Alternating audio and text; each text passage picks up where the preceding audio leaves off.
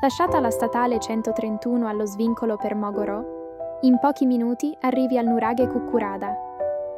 Qui le visite guidate partono puntuali ogni ora, un ritmo costante che ti accompagna dentro più di 5 millenni di storia. Il percorso inizia dalla caffetteria Bistrot La Fortezza Kukkuraada, gestita dalle stesse persone che curano il sito.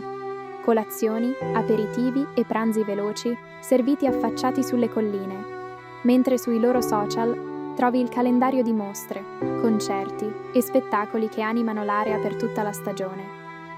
Varcata la soglia, la prima protagonista è la muraglia megalitica.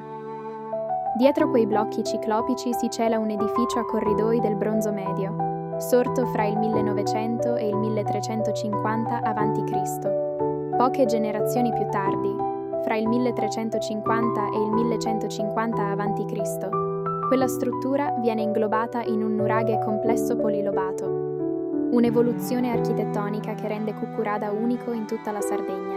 Poco oltre si apre il grande recinto megalitico.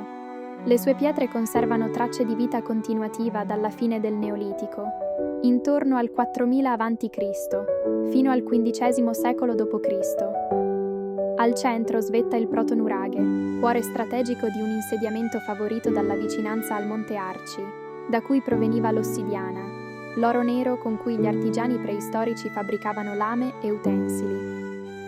Passeggiando tra capanne circolari e cortine di pietra, scopri come clima, risorse e ingegno umano abbiano modellato questo paesaggio nel corso dei millenni. Se viaggi con bambini o ragazzi, i laboratori didattici proposti dal team di Kukkuraada trasformano l'archeologia in esperienza tangibile, fatta di esperimenti, giochi e manualità.